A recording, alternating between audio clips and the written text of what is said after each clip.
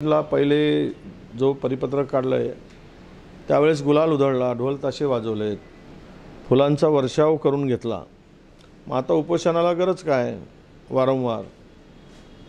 खरं तर आम्ही मराठा समाजाच्या आरक्षणाला विरोध कधीच केला नाही। ओबीसीच्या ताटातलं काढून घेऊ नका ही आमची भूमिका काल होती, आज आहे आणि उद्या राहणार आहे।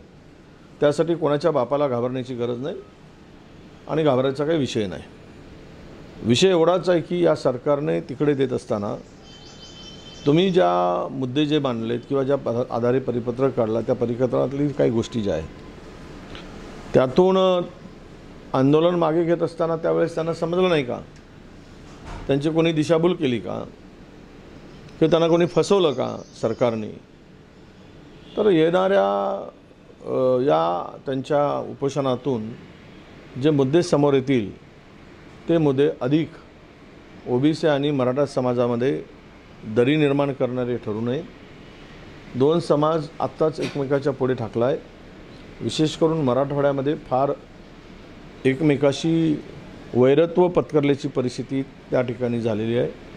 ती पुन्हा वाढू नये आणि महाराष्ट्राचं पुरोगामित्व हे कशा पद्धतीनं शिल्लक राहील यासाठी जरांगेंनी विचार केला पाहिजे।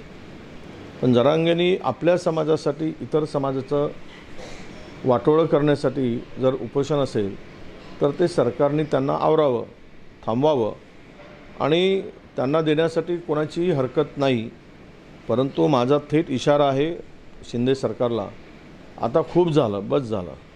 एखाद्याला खुश करताना दुसऱ्याला दुखवणं करू नका आणि ओबीसी समाजाचं काढू नका आणि मराठा समाजाला टिकेल असं वेगळाच वर्ग निर्माण करून आरक्षण द्या। ते आरक्षण देण्यासाठी आम्ही पूर्ण सहकार्य करू।